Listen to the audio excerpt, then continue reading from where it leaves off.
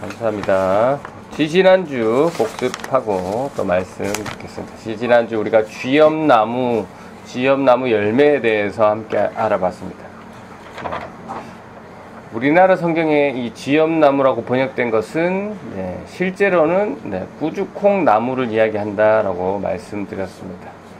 구주콩나무가 사용되는 성경을 우리가 봤죠. 그래서 첫 번째가 돌아온 탕자의 비유로 알려진 이야기다 라고 했습니다. 이 아들이, 이 둘째 아들이 이 자신의 몫을 아버지께 받아가서 그리고 다 써버리죠. 다 써버리고 더 이상 먹을 것이 없을 때 누가복음 15장 16절에 보니까 돼지가 먹는 쥐엄나무 열매를 보고 와, 내가 저걸 먹었으면 좋겠다 하는 마음이 아주 컸지만 그거 쫓아주는 사람이 아무도 없었다라는 그러한 내용이 나옵니다.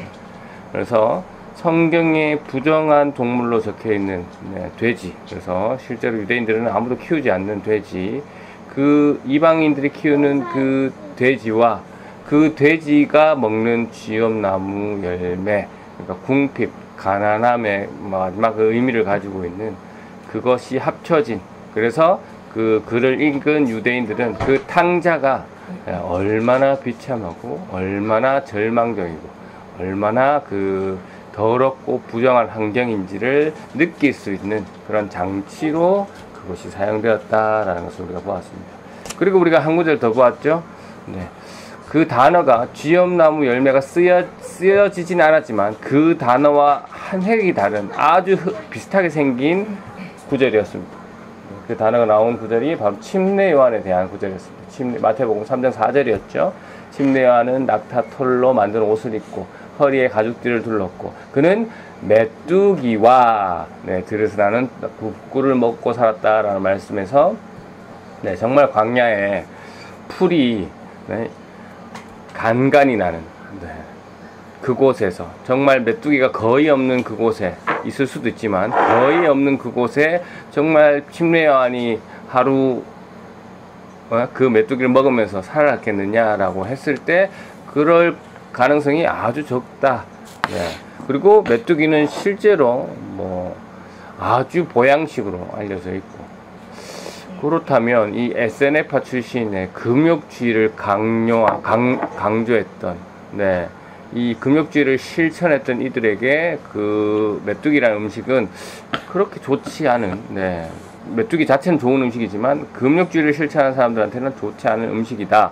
그럼 이걸 어떻게 봐야 했냐 했을 때 메뚜기, 하가부라는 단어는 구주콩나무, 하루부, 한획 차이 나는 그 단어가 아니겠느냐라고 했고, 또 여러 가지 이런 근거들도 있지만 가장 또 여러 가지 근거 중에 하나는 이 메뚜기 나무를, 그러니까 구주콩 나무를 영어로 번역했을 때 이름이 메뚜기 나무, 영어 번역이 메뚜기 나무로 구주콩 나무를 번역하고 있는 것으로 봐서 아마도 언어 유희도 즐기었던 그 유대인들의 특성을 고려했을 때 실제로 침례 요한, 금욕주의를 실천했던 침례 요한이 먹었던 음식은 메뚜기를 닮은 구주콩 나무 열매가 아니었을까라고 우리가 지난주에 보았습니다. 그래서 우리가 두 사례를 봤죠. 한 사람은 자신의 목을 다 챙겨서 즐길 만큼 즐기다가 마지막에 먹을 수도 없었던 그 음식이었고, 한 사람은 제사장의 아들로 태어나서 부유하게 살 수 있었지만 그것을 포기하고 자신이 결단해서 청빈하게 살기 위해서 먹었던 구주콩나무. 분명히 같은 음식이지만 다른 자세로, 다른 마음으로 받아서 그들이 사용했다라는 것. 그래서 지난주 우리가 지금 어떠한 삶을 살고 있는가, 탕자와 같은 삶인지 침례 요한의 같은 청빈한 삶인지 함께 묵상하고 나누는 시간이었습니다. 자, 오늘은 우슬초에 대해서 살펴보겠습니다. 따라해봅시다. 우슬초. 오늘 우슬초에 대해서 살펴보도록 하겠습니다. 자, 우슬초는 어떻게 생겼느냐? 주보에 나와 있죠. 그렇게 생겼어요. 빠밤. 그래서 우술초에 대한 식물에 대한 설명을 먼저 드리면, 우술초는 좋지 않은 땅이나 뭐 건조한 땅, 돌 틈에서 잘 자라는 허브 계통의 식물이라고 합니다. 그래서 이 성경에서는 이 우술초의 의미를 어떻게 사용했느냐, 몸과 마음이 상처받은 사람들을 치유하는데 이 우술초가 사용되었습니다.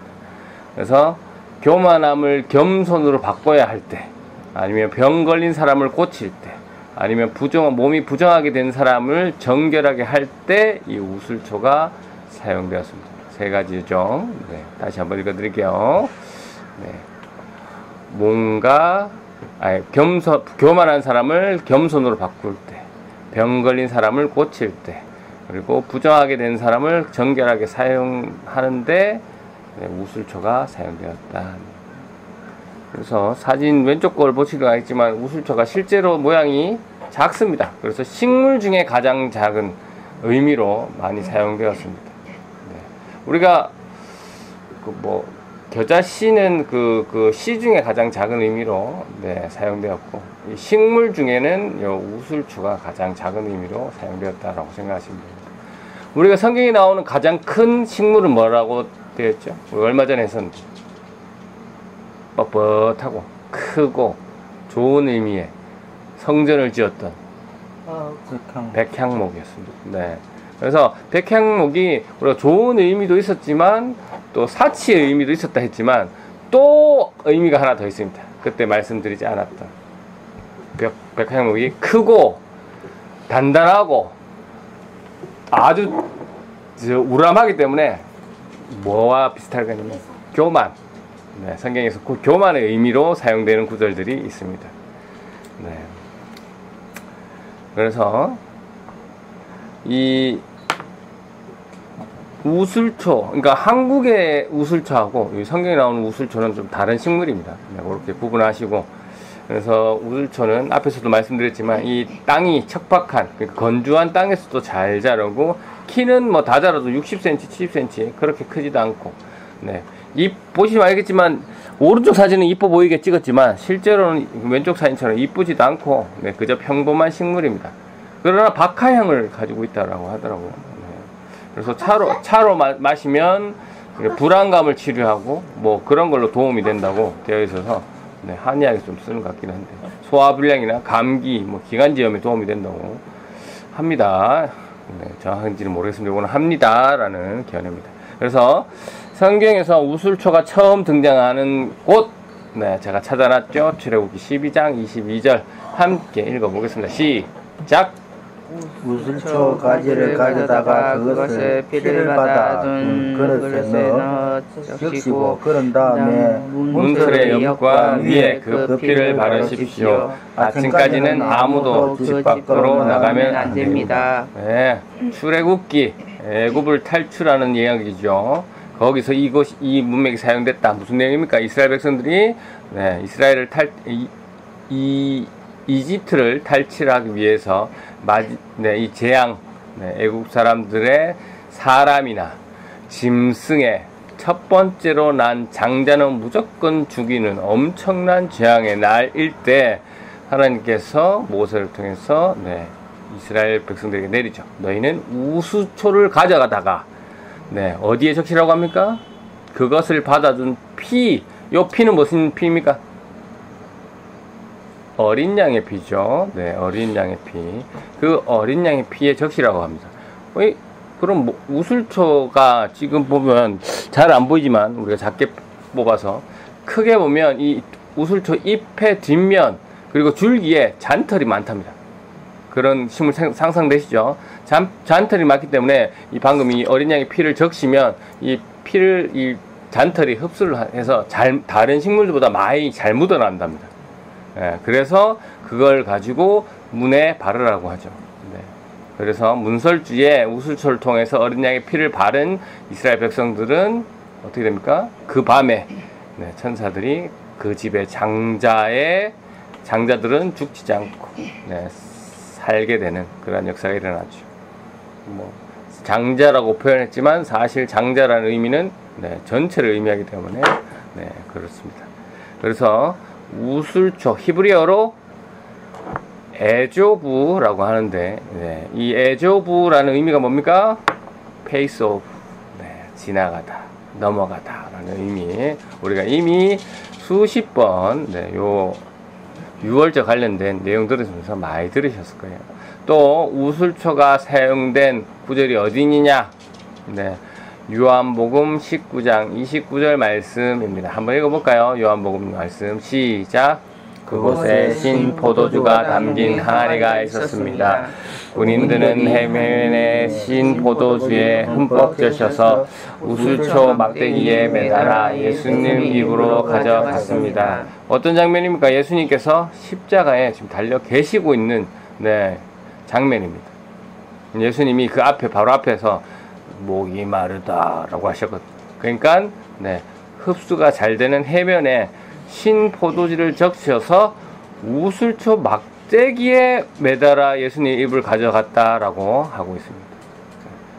여기서 의문점이 하나 들지 않습니까? 우리가 우슬초를 모를 때는 우슬초 막대기에 해면을 묶어서 포도주를 적셔가지고 예수님한테 줬겠구나 라고 생각할 수 있지만, 방금 우슬초에 대해서 배웠습니다. 우슬초가 막대기입니까?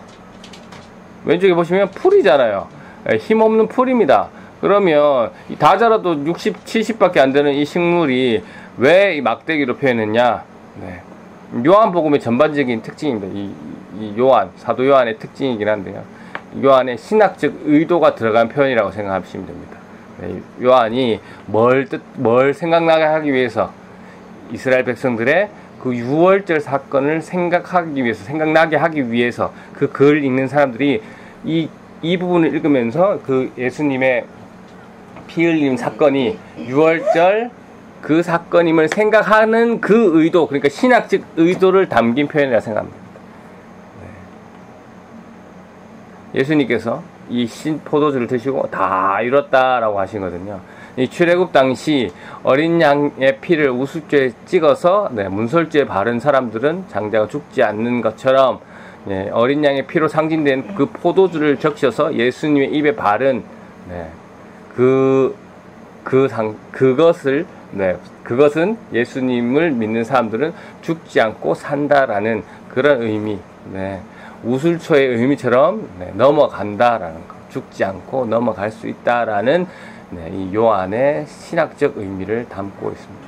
네, 그래서 우리는, 네, 이해를 못하지만 그 글을 읽었던 유대인들은 그 의미구나, 성경을 잘 알고 있는, 역사를 잘 알고 있는 그들은 바로 이해할 수 있는 그런 구절이다라는 거, 그렇게 이해하시면 되겠습니다. 그러니까 또 이 장면을 뭐 하게 됩니까? 정확하게, 풍성하게 이해하기 위해서 이 우슬초가 사용되었다라고 나옵니다. 사실은 우슬초 나무는, 네, 뻣뻣하지 않고, 네, 가지도 없는 그냥 줄기만 있는 나무지만 그렇게 사용됐다라는 거. 자, 또 우슬초가 언제 사용됐느냐? 정결 예식에 사용되었습니다. 레위기에 보니까 이 정결 예식에서, 네, 우슬초를 이 다발로 묶어서 사용하는 장면이 나오는데요. 이 피부병에 걸린 이들이, 아니면 또 부정하게 된 사람들이, 네, 공동체로 들어가기 위해서 정결 의식을 받잖아요. 네, 제사장한테. 그래서 이때 뭘 하냐? 우슬초를 다발로 묶어서, 그 힘이 없으니까 거기에다 뭘 묶습니까? 백향목 나무. 제가 백향목 나무가 언제 쓰인다 했죠? 요 부정한 정결 의식이 사용된다 했죠. 요때 사용되는 거예요. 예, 우슬초랑 백향목 나무 세트를 묶어가지고, 네, 그것을, 네, 어린 양의 피에 3번 적시고, 네, 7번 팍 뿌리면서, 네, 깨끗하게 되는, 네, 그 정하다라고 제사장이 선포되면 그 사람은 그때부터, 네, 정함을 받아서, 네, 회중들한테 들어가서 같이 함께 살 수 있었습니다. 네, 백향목, 네, 교만함, 네, 그런 상징이었으면 우슬초 겸손함이었습니다. 그래서 솔로몬이 열왕기상 4장 33절에 이 또 자신의 표현한 구절이 있습니다. 자신의 지혜를 표현한 구절이 있는데 한번 제가 준비해놨나요? 읽었죠? 네, 한번 읽어보겠습니다. 32, 33, 34절 한번 읽어볼까요? 시작. 솔로몬 왕은 평생 동안 지혜로운 가르침을 3,000가지나 말했으며 1,005편이나 되는 노래를 지었습니다. 그는 레바논의 백향목으로부터 돌담에서 자라는 우술초에 이르기까지 온갖 식물과 짐승과 새와 기어다닌 것과 물고기에 대해서도 가르칠 수 있었습니다. 모든 민족들이 솔로몬의 왕의 지혜를 들으려고 몰려왔습니다. 그들은 솔로몬의 지혜를 듣도록 세상의 모든 사람들입니다. 네, 보시면 솔로몬의 지혜가 어마어마하다는 것을, 박학다식하다는 것을 강조하기 위한 구절이죠. 그러니까 보면 레바논의 백향목에서 돌담에 자라는 우슬초까지라는 표현, 어떤 표현일까요? 백향목은 뭐죠? 가장 크죠? 그러면 우슬초는 반대로 어떤 의미겠습니까? 어떤 의미인지 아시겠죠? 그러니까 우리가 똑같은 표현이 아닌데 뭐 전체라는 의미를 담고 있죠. 우리나라식으로 하면 뭐가 될까요? 약간 조금 다르지만 하늘과 땅, 그만큼 크다, 넓은 의미, 전체를 표현하는 의미로 이렇게 사용했다라고 아시면 됩니다. 그만큼 솔로몬의 지혜가 뛰어났다라는 것을 표현하는 의미로서도 백향목과 우슬초가 사용되었습니다. 마지막 한 개만 더 보고 마무리하겠습니다. 우슬초에 대해서 보시자면 시편 51편 7절 말씀 한번 읽어볼까요? 시작! 우슬초로 나를 씻어주소서. 그러면 내가 깨끗해질 것입니다. 나를 씻어주소서. 그러면 내 눈보다 더 하얗게 될 것입니다. 네, 우슬초로 나를 씻겨달라고 합니다. 요거 누가 썼냐? 다윗이 썼습니다. 다윗이 썼습니다. 그러면 내가 어떻게 해진다? 깨끗해질 것이다. 네, 그러면 내가 눈보다 하얗게 될 것이다 라고 한 거. 이 말은 다윗이 지금 뭘 했다는 것이죠? 죄를 지었다는 것이죠.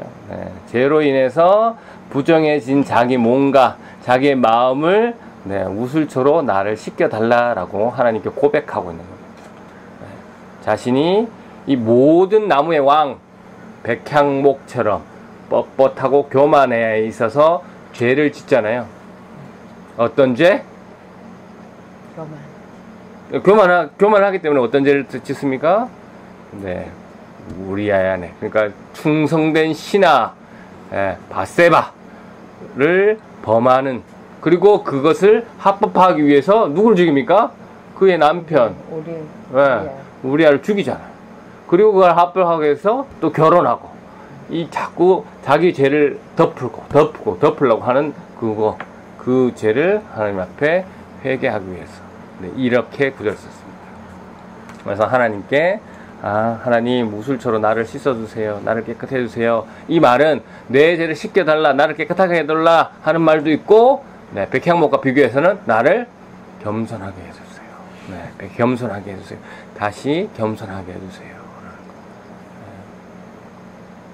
오늘 우슬초에 대해서 함께 살펴봤습니다. 아주 작은 식물의 상징이었고, 실제로 평범했고 화려하지도 않는 그러한 식물이지만 성경에서는 더러운 것을 깨끗하게 하는, 그리고 상처받은 몸과 마음을 정화시켜주는, 그리고 예수님께서는 죽을 수밖에 없는 이 이스라엘 백성들을 구원해주는, 그 예수 그리스도를 생각나게 하는, 예수님의 입을 적시게 했던 그 우슬초 나무, 그리고 죽을 수밖에 없는 이스라엘 백성들을 6월절에 어린 양의 피로 적셔서 묻히게 했던 그 도구로 사용했던 그 우슬초 풀이었습니다. 그리고 다윗의 뻣뻣하고 교만한 그 마음을 깨끗하게 하고 부드럽고 겸손하게 하는 그 용도로 사용했던 우슬초를 오늘 살펴보았습니다. 오늘 우슬초를 한번 묵상을 보면서 내 마음은 지금 다윗처럼 뻣뻣하고 거만하고, 그래서 하나님 앞에 고개를 뻑 들고 있는 그러한 상태는 아닌지, 아니면 하나님 야들야들하고 길가에 길가는 아니지만 흔하디 흔한 우슬초, 하지만 정결하게 사용되고 부드럽게 사용되고 네, 정결식에서 사용될 만큼 귀한 네, 겸손의 상징인 우슬초의 모습을 하고 있는지 한번 살펴보시고 우리의 마음을 다시 한번 또 하나님께 향하는 그러한 시간이 되었으면 좋겠습니다. 그러한 한 주간이 되셔서 네, 많은 이들에게 겸손하게 그들을 배려하고 그들을 또 사랑하는 저와 여러분 되시기를 주님의 이름으로 축원합니다. 아멘.